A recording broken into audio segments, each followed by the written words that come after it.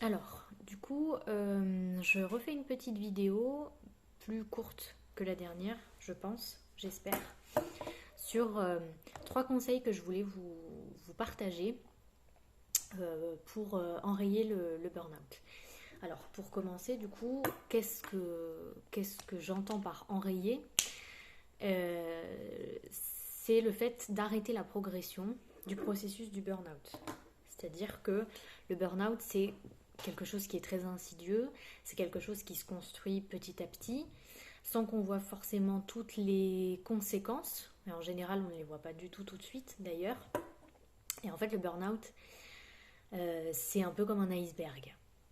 Voilà, il y a une partie visible au départ, et puis après, il y a tout le reste qui, qui attend, qui grossit petit à petit et voilà, qui prend de l'ampleur avec le temps. Alors, la question un peu qu'on peut se poser quand on est en burn-out et qu'on voit qu'il y a un petit peu de tout qui est en train de se dérégler, c'est bah, par où je commence? Par où on commence quand tout va mal? Le premier conseil du coup que je voulais apporter, c'était de faire un premier état des lieux, entre guillemets, sur les signes et symptômes qui sont apparus et qui sont anormaux. Ça peut être tous les signes physiques, tous les signes psychiques, ou ça peut être aussi tout autre élément de votre santé ou au niveau de vos pensées ou au niveau de votre comportement qui est différent d'habitude. Pour vous donner des exemples, même s'il y en a vraiment énormément hein, et que c'est ça qui est très perturbant, c'est que ça vient tout dérégler. En général, ça vient tout dérégler. Donc moi, par exemple, quand j'ai commencé à m'épuiser et à voir l'apparition d'un premier burn-out, parmi les signes et les symptômes que j'avais des choses que j'avais jamais eues auparavant. C'est-à-dire que, par exemple, je remarquais que régulièrement, j'avais la gorge qui était serrée pour discuter même avec mes proches, chose qui n'est pas très stressante quand même en général. Et ben j'étais en état de stress anormal et j'avais la gorge qui était serrée. J'avais des difficultés à parler même, de plus en plus. Voilà. J'avais aussi beaucoup de pertes de mémoire. Ça, c'est quelque chose que j'avais pas l'habitude d'avoir non plus. J'avais une très très bonne mémoire. J'avais aucun mal à me souvenir de plein de choses, à ne pas perdre le fil du cours de ma pensée. Et là, petit à petit, je sentais que j'avais des pertes de mémoire, que c'était inhabituel. Euh, voilà. J'avais aussi une sensation comment dire, de perdre la notion du temps. Ça me le faisait de temps en temps. Notamment quand j'étais au travail, où il y avait des moments où j'avais l'impression de perdre un petit peu la notion du temps et ça accentuait mon stress. Et mon stress accentuait aussi cette sensation. Voilà. Donc, il y aurait plein d'autres exemples, hein, j'en donne juste quelques-uns et voilà. Mais c'était tout des signes et des symptômes qui indiquaient en tout cas que je réagissais plus de la même façon, ou en tout cas que mon corps et mon cerveau ne réagissaient plus de la même manière. Là, il y avait vraiment quelque chose qui avait changé.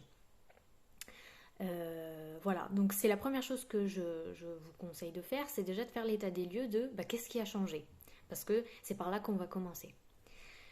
Le deuxième conseil du coup que je voulais vous partager, et ça c'est peut-être une des choses qui peut paraître un petit peu simple si dit comme ça, mais en fait la plupart des gens qui sont en burn-out ne le font pas. Et donc c'est le fait d'enlever ou de diminuer certaines choses dans son quotidien qui nous pèsent et qui nous surchargent. Et surtout de s'y tenir. Parce que c'est ça en fait qui va faire la différence, hein, c'est le fait de s'y tenir. Alors, pour donner une explication quand même, donc le burn-out, si on schématise un petit peu, c'est un trop-plein. Le burn-out, c'est un trop-plein, c'est apporter trop d'eau dans un récipient qui ne peut pas en contenir autant. Donc forcément ça déborde. Parmi les conseils en fait qui sont donnés sur le burn-out et pas que sur la santé d'une manière générale, il y a des choses que j'entends souvent et je pense qu'on l'entend tous très très souvent, c'est des conseils sur le bien-être dans son quotidien et sur le fait de bien manger, le fait de bien s'hydrater, le fait de faire du sport, de bien dormir, d'éviter les écrans, etc. Et tout ça c'est vrai, mais avant de faire des efforts pour aller dans le sens du mieux, il faut d'abord, et surtout dans le burn-out, il faut faire de la place. Voilà. Avant de rajouter des choses, il faut faire de la place. Pareil, pour vous donner un exemple pour donner un exemple personnel, quand je suis fatiguée, parce que moi je suis sortie du burn-out, mais il y a quand même des moments où je sens que je peux être de nouveau fatiguée et que je risque si je n'écoute pas les signes et les symptômes justement que je peux avoir, je risque de me surcharger et d'aller dans le sens de l'épuisement. Du coup, je vous donne 2 exemples, hein. Après c'est vous qui saurez aussi dans votre quotidien adapter en fait ce conseil dans votre quotidien. Quand je me sens surchargée par exemple, au niveau de la cuisine, je vais moins me prendre la tête là-dessus. Alors c'est pas que je suis une grande chef cuistot et que je fais des plats incroyables, mais c'est quand même quelque chose qui va me décharger, de me dire bon bah là je sens que je commence à être un petit peu trop fatiguée, je sens que ça commence j'ai trop de choses à penser, j'ai la tête qui surchauffe, le corps avec, et donc là maintenant je vais me prendre un peu moins la tête là-dessus.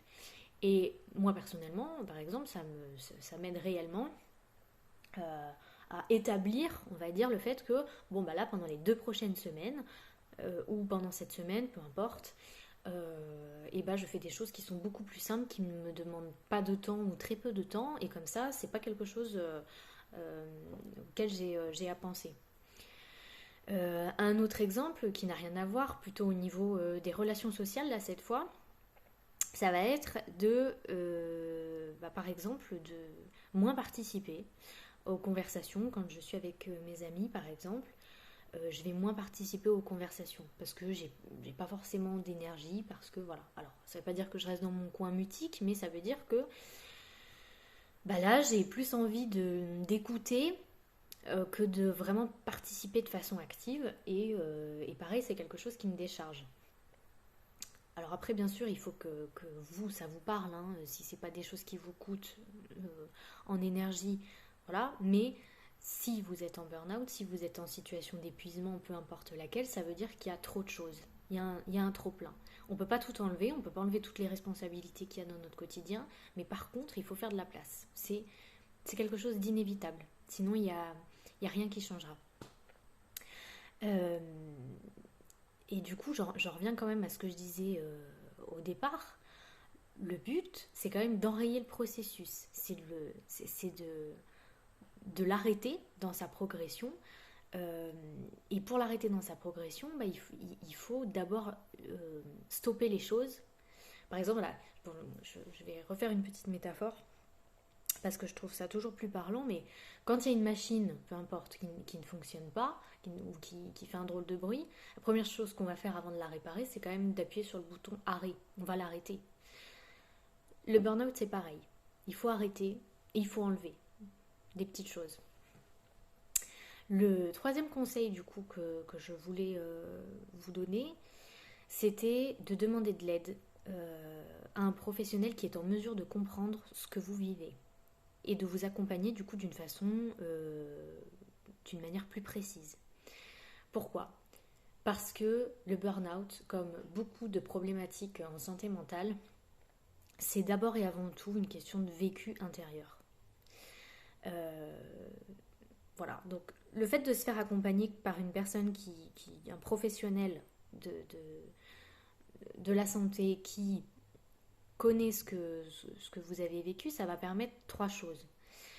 La première, c'est de ne pas rester coincé dans le trauma, parce que le burn-out, c'est un trauma.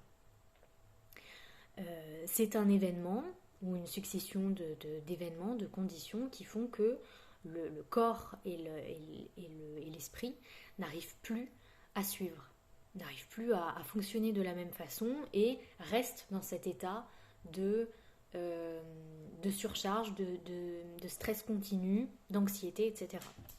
Donc la première chose, c'est ça, c'est de se faire accompagner pour ne pas rester coincé dans le trauma. La deuxième chose que ça va permettre de faire, c'est d'accélérer le processus de rétablissement. Moi, par exemple, en tant que thérapeute, l'accompagnement que je propose, je l'ai structuré à partir des besoins des personnes qui sont en burn-out et qui sont en épuisement. Je connais les problématiques, je les ai ciblées, je sais les reconnaître et du coup l'accompagnement va être structuré dans ce sens, ça va permettre d'éviter de perdre du temps. Et la troisième chose du coup que ça va permettre, c'est d'éviter de renoncer à l'action. Parce que un peu plus tard dans le processus de rétablissement, il y a le passage à l'action. Et le passage même à plusieurs actions. Le fait d'être accompagné par un professionnel, forcément, ça permet d'avoir quelqu'un en face qui va savoir repérer les périodes où ça va être un petit peu plus compliqué, les périodes où ça va être le moment peut-être d'accélérer les choses, les périodes où ça va être le moment de faire un petit retour en arrière, etc., etc. Quand on est professionnel de santé, on connaît les résistances qu'il peut y avoir aussi au changement, face au processus de changement, etc. Et le fait d'accompagner des personnes, ça permet tout simplement en fait, d'avoir le recul nécessaire pour les guider et leur permettre de maintenir le cap. Voilà. Donc elle est un petit peu moins longue que la dernière. En tout cas, j'espère vraiment que ça peut vous apporter des pistes de réflexion et surtout des méthodes concrètes. Je le redirai à chaque fois, mais en tout cas, n'hésitez pas à dire s'il y a quand même des sujets qui concernent l'épuisement ou le burn-out que vous souhaitez que j'aborde. En tout cas, si je suis en mesure de répondre, je le ferai avec plaisir. Voilà, je vous dis à bientôt.